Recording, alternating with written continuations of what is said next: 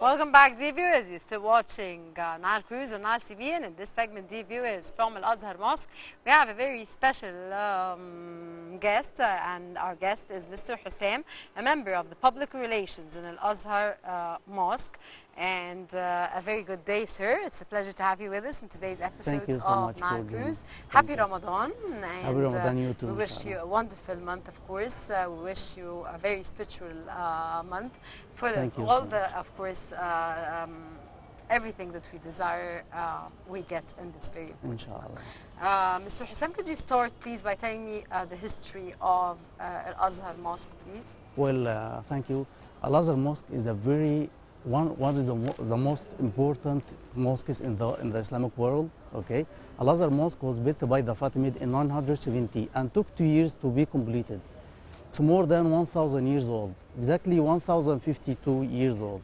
Al Azhar Mosque was built by the Fatimid. The Fatimid were a dynasty that ruled Egypt at the time. The Fatimid, by the way, belonged to Lady Fatima al-Zahra, the daughter of the Prophet Muhammad, peace and blessing of Allah be upon him.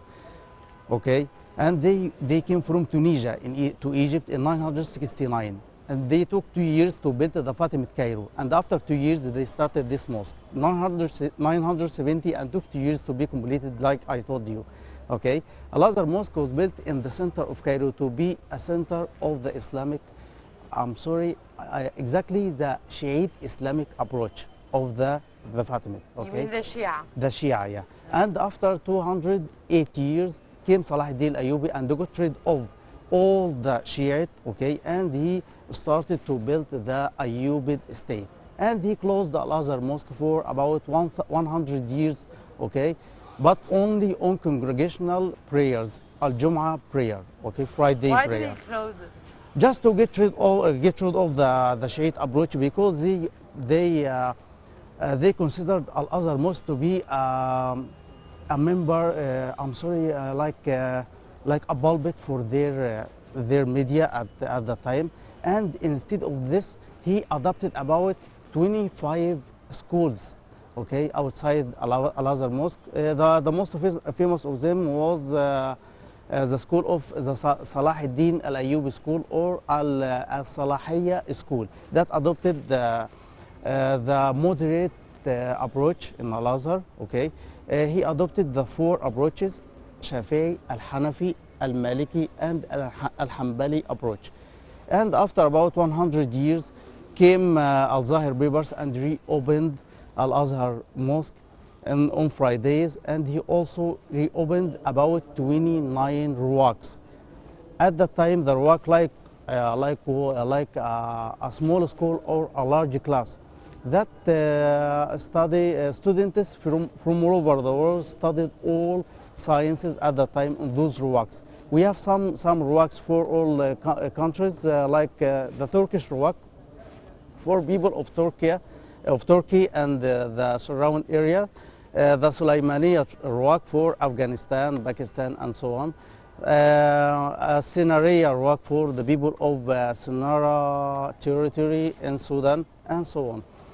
Let's get back to the minarets. The second minaret is called the minaret of Sultan Qaitbay. That guy, by the way, so the second minaret is called the Sultan of Qaitbay. Minaret of Sultan Qaitbay. Minaret of Sultan Qaitbay. That guy was a Mamluk Sultan also. He built a citadel in Alexandria. If you have been to Alexandria also, okay? It's my country. I've been to Alexandria. Okay. Okay, he built this minaret and also brought the wood all over the mosque.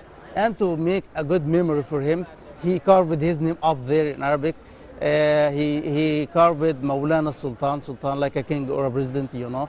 Al-Malik al-Ashraf, the owner of the king, Abu Nasr Qaitbay, his name, Adam Allah Yam long live. He erected this minaret in 1468, okay? It's about 600 years old. 600 years ago, the second minaret was done. The first one was about 700 years old, okay?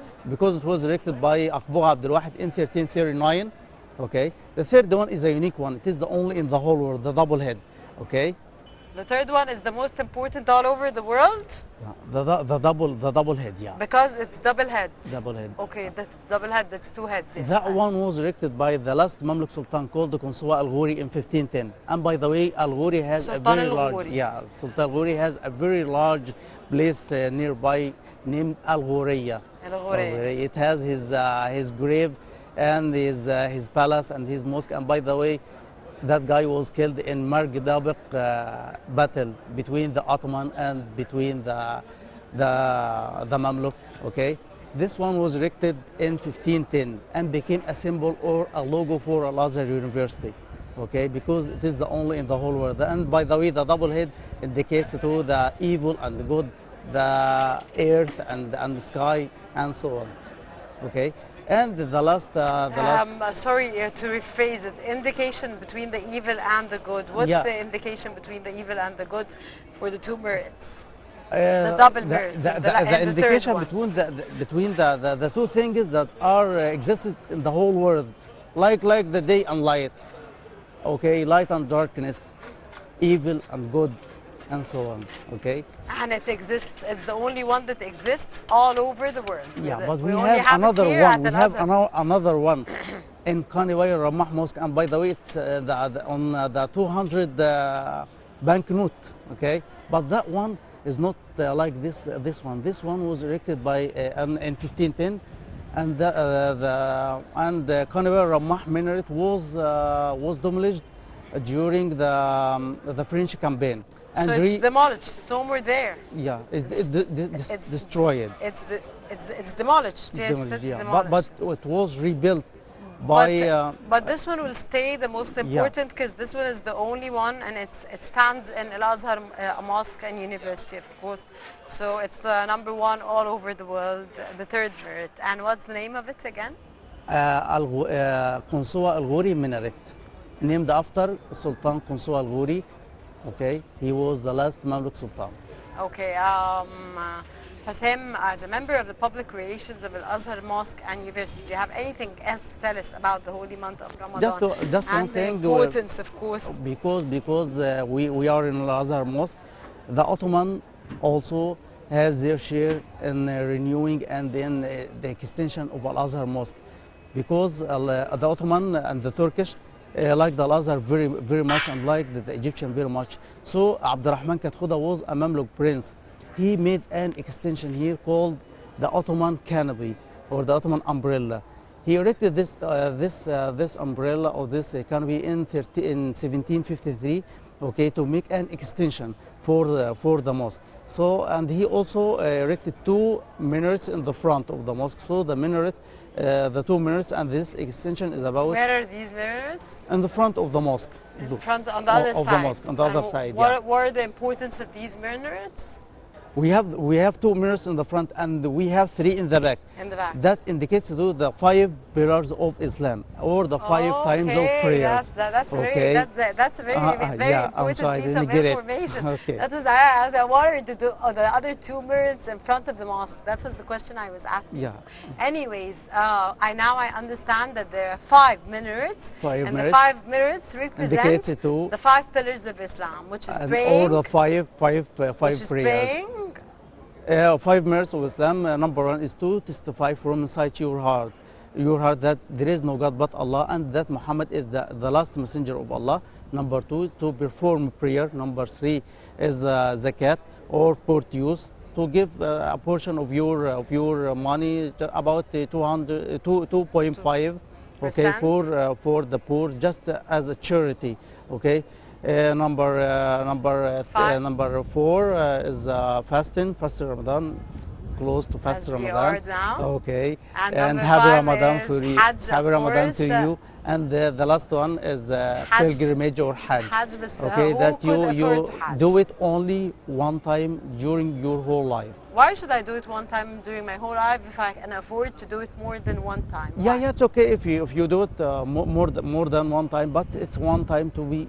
No, it is not obligatory, but only for those who can do it, those who Exactly. can pay لمن money. استطاع إليه سبيلا. Yeah, sure. That is Hajj. So That the is people Hajj. that are capable and financially of going to Hajj, they They can are, do. yeah, it's they okay can do this. for them, but if you are not able, if you are unable to do this, it's okay.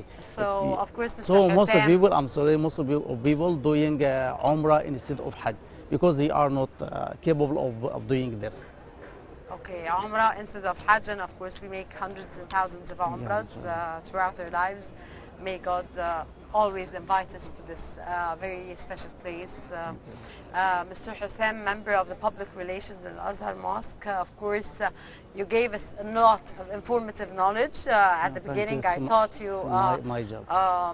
you wouldn't give us all this knowledge, but of course the 5 minarets that you, for the first time, me personally, to know about these 3 important ones, each one, the history of each one, and that we have another 2 in the front, which represent the 5 pillars of Islam. Or the five prayers. Yes, exactly, which is of course very 5 important. times of prayers also. Yes, is a very important, of course. We thank you so much, thank you so much for being with us in today's episode thank of so Nile much. Cruise. Thank you very much for your informative knowledge, and most important, happy Ramadan. Happy Ramadan. Wish you a too. wonderful month. I Thank you hope so that much. all your rituals, all your spiritual and relationship with God, and everything that you desire comes true. Thank you so much for joining us. Thank you so in much today's for the episode. time. Dear viewers, this was this segment of Nile Cruise. Stay tuned. We'll be back again.